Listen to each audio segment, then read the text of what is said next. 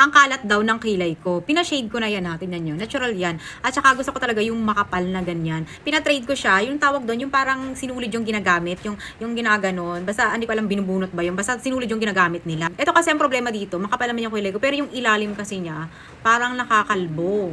So gusto ko yung ginaganyan lang. Ano to? Gel to eh. Gel eyebrows. So, hindi siya bababa. Kasi yung gusto ko yung kilay ko mataas. Yung parang may pagkademonyita nga. Yung ganyan no. Yung matari ang looks. Oh, makalat daw kasi. Eh, kasi ganyan talaga yung gusto kong kilay. Bakit ba nangyayaalam ka?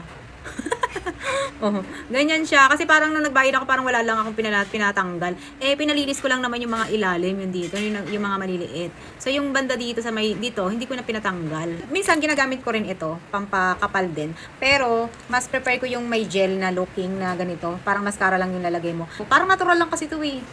Oh, ganyan ang gusto kong kilay. Hindi yung parang tattoo na, ano. Oh, ganyan siya, oh. Para lang siyang, pagka pinahid mo siya, para lang siyang buhok ng, ano, para lang siyang buhok as in, na dumagdag. Oh, ganyan, tingnan mo, oh, kumapal.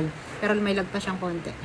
Ayan, ganyan siya, oh, di ba? Tingnan mo, parang buhok lang na tumubo dyan sa may uka ko. Oh, di ba? Makapalan. Tapos ginaganyan ko lang yan, oh. Pwede mo siyang ganyanin. Pwede mo siyang ganyanin. Oh, di ba? Parang natural lang siya, mi.